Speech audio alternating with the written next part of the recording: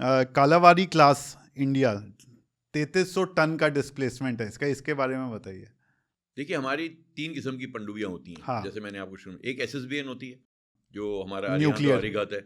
ये strategic platforms होते हैं, इनकी डिस्प्लेसमेंट बड़ी होती है, बड़े जहाज़ होते हैं क्योंकि इनमें मिसाइल्स होते हैं और कई चीज़ें होती हैं। नेक्स्ट कैटेगरी आती है SSN। SSN में प्रोपल्शन न्यूक्लियर होता है, रिएक्टर से चलती है, पर वेपन्स कन्वेंशनल होते हैं। ओके।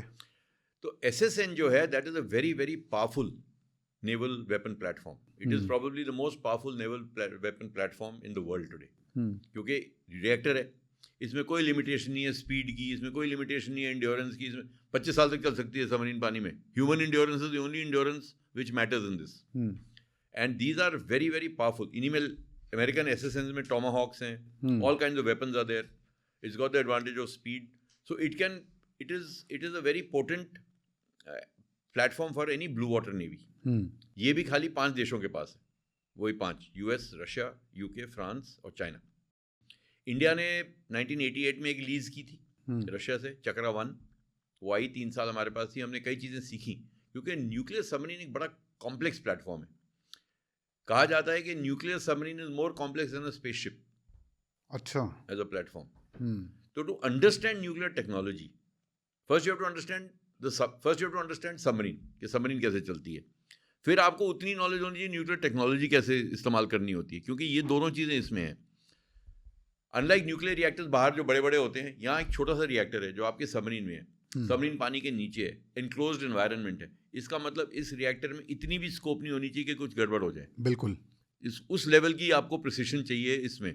तो it's a very complex platform. तो इसको मेंटेन करना, इसको सपोर्ट करना, इनको ऑपरेट करना एक टोटली डिफरेंट सिस्टम है।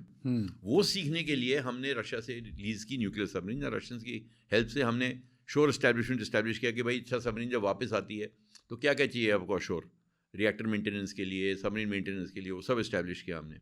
91 में सबमरीन वापस चली गई क्योंकि रशिया ब्रेकअप हो गया उस टाइम, सोवियत यूनियन ब्रेकअप हो गया। फिर अगली हमारी आई 2010 में, फिर हमने लीज पे ली, वो अकुला 2 थी और चाली 2, उसको चक्रा 2 कहा हमने। वो 2022 में वापस भेज दी हमने, 2021-22 में। 10 साल की लीज पे आई थी, 2012 में आई और 2022 में चली गई।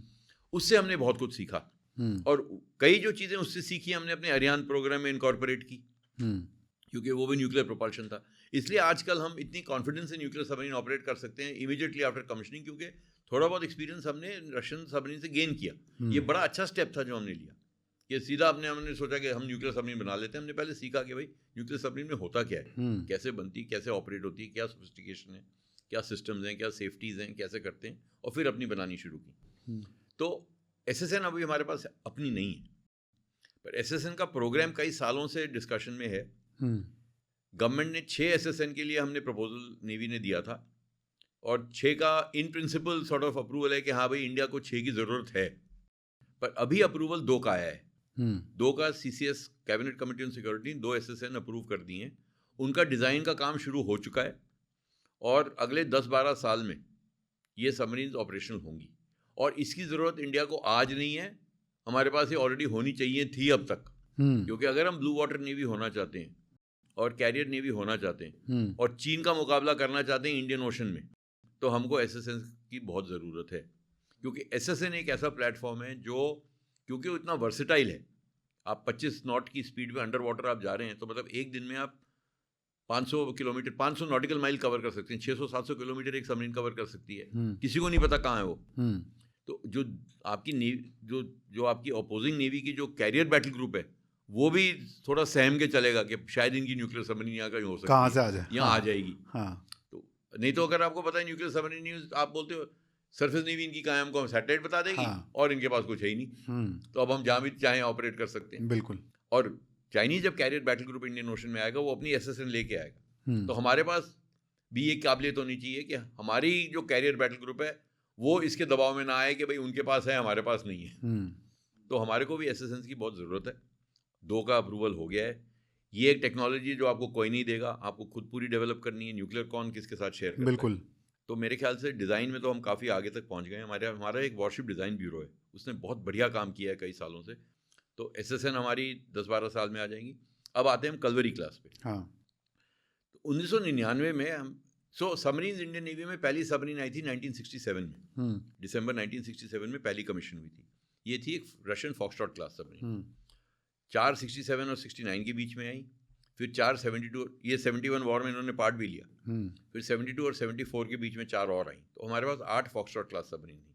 फिर एक गैप आया 12 साल का, फिर हमने रशिया से किलो क्लास ली, सिंधु घोष क्लास। उसकी पहली सिंधु घोष क्लास की ट्रेनिंग मैंने रशिया में की, मैं उसका कमीशनिंग क्रू भी था। अच्छा। और फिर मैं छठी सबमरीन का फिर कमीशनिंग क्रू था, मैं कमीशनिंग। कौन सा साल था ये, कौन सा साल था? 85-86, 40 साल हो गए। हाँ।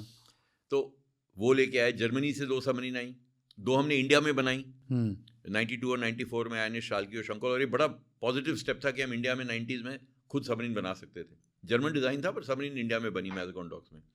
फिर पॉलिटिक्स, इंडियन पॉलिटिक्स ने अपना गेम खेला। रूमर्स आने लगे कि ब्राइब दिया है, राजीव गांधी को इसने ब्राइब दिया, वो सब ड्रामा हुआ। बोफोर्स गन ब्लैकलिस्ट हो गई, HW जो शिपयार्ड जिसने बनाया था वो ब्लैकलिस्ट हो गया, और ये सबमरीन प्रोग्राम रोक दिया गया। तो हमने इतना पैसा इन्वेस्ट किया एक केपेबिलिटी डेवलप करने में, इस देश में लोग ट्रेन किए गए वेल्डिंग में, और सबमरीन की वेल्डिंग वगैरह बहुत प्रिसाइज होती है क्योंकि पानी के नीचे जाना होता है, प्रेशर इतना होता है। इतना सब किया और फिर बोल दिया कि 2 सबमरीन के बाद हम ये सबमरीन और नहीं बनानी हमने। तो क्या घाटा देश का हुआ, वो किसी पॉलिटिशियन के दिमाग में नहीं आया कि देश क्या लूज कर रहा है इसमें। आई थिंक हर कोई बहुत कंजर्वेटिव हो गया बोफोर्स के बाद कि अब इस पे जो है स्पेंडिंग। देखिए, मैं एक बात कहना चाहता हूँ, हमारी कई, हमने ये स्कैंडल आए हैं डिफेंस ब्राइबरी के, कि इसने उसको ब्राइब किया और इस कंपनी ने इसको ब्राइब किया। कंपनी तो आपने ब्लैकलिस्ट कर दी। एक आदमी इंडिया में बता दीजिए जो जेल में गया है ब्राइबरी लेने के लिए, कहाँ गया वो पैसा? उसने पैसा दिया है तो उसको तो ब्लैकलिस्ट कर दिया, पर इंडिया में किसने पैसा लिया नहीं, कोई जेल नहीं गया आज तक। तो फिर आपने क्यों इंडियन डिफेंस इंडस्ट्री को इतना लॉस हुआ इसकी वजह से केपेबिलिटी में? क्योंकि आप अपना पॉलिटिक्स खेल रहे थे, डर्टी पॉलिटिक्स खेल रहे थे। ये बहुत सैड स्टेट था, बट हुआ।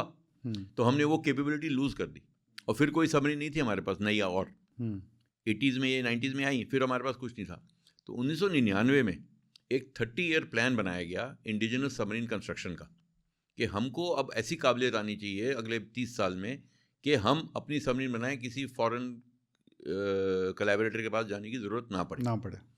वो 99 में, मैं भी उस टाइम नेवल हेडक्वार्टर्स में था, मैंने भी इसमें, मेरा भी थोड़ा कंट्रीब्यूशन था इस प्लान के बनने में। ये प्लान अप्रूव भी हो गया CCS से। तो इसका जो पहला तो इस प्लान में दो फेजेस थे। एक फेज था कि हम पहले एक प्रोडक्शन लाइन इस्टेब्लिश करेंगे सबमरीन बनाने की इंडिया में, जो हम एक फॉरेन कोलैबोरेटर के साथ कोलैबोरेट करेंगे और अपनी सबमरीन खुद बनाएंगे उसके बाद, पर उससे टेक्निकल असिस्टेंस लेंगे। उसी टाइम पे हम एक और सेकंड प्रोडक्शन लाइन इस्टेब्लिश करेंगे, वो भी एक फॉरेन कोलैबोरेटर के साथ करेंगे। तो हमारे पास 2 सबमरीन प्रोडक्शन लाइन होनी चाहिए, क्योंकि स्ट्रेटेजिक रिक्वायरमेंट के लिए, कि एक नहीं चल रही तो एक पे तो बन रही है कम से कम सबमरीन। और इसके साथ हम 12 सबमरीन बनाएंगे, 6 इस किस्म की, 6 इस किस्म की, अगले 12-15 साल में। और फिर इससे जो हम सीखेंगे, उसके बाद हम खुद, हमारे पास काबिलियत होगी अपनी सबमरीन डिज़ाइन करने की। उसके बाद इन 2 प्रोडक्शन लाइन पे हम अपनी सबमरीन बनाते रहेंगे। 2012 तक था कि 2012-14 तक ये 12 सबमरीन बन जाएंगी, और 2014 से लेकर 2030 तक हम अपनी 8-10 सबमरीन, 12 सबमरीन बना लेंगे।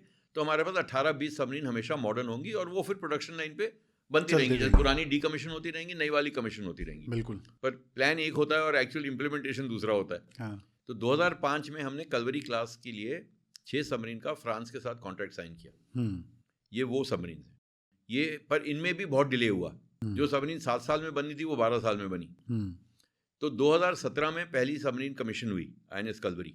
इसकी ये 3000 टन, सब 3000 नहीं है, कम है एक्चुअली, 3000 से थोड़ी कम है। हाँ। 2300 टन के करीब है। और इसके बाद 5 और ऐसी बनी। तो अभी हमारे पास 6 कलवरी क्लास सबमरीन है। पर जो दूसरा प्रोग्राम था हमारा, वो था इसको P75 का नॉमेनक्लेचर दिया गया, कलवरी क्लास प्रोग्राम फ्रांस के साथ। और दूसरा प्रोग्राम था P75I। P75I का अभी तक कॉन्ट्रैक्ट साइन नहीं हुआ है, 2025 में है। वो चलता रहा, हाँ करेंगे, इधर करेंगे, 2 वहाँ बनाएंगे, 3 ऐसे करेंगे। ये डिस्कशंस चलते रहे, क्या टेक्नोलॉजी चाहिए, क्या टेक्नोलॉजी नहीं चाहिए, क्या हम खुद बना सकते हैं।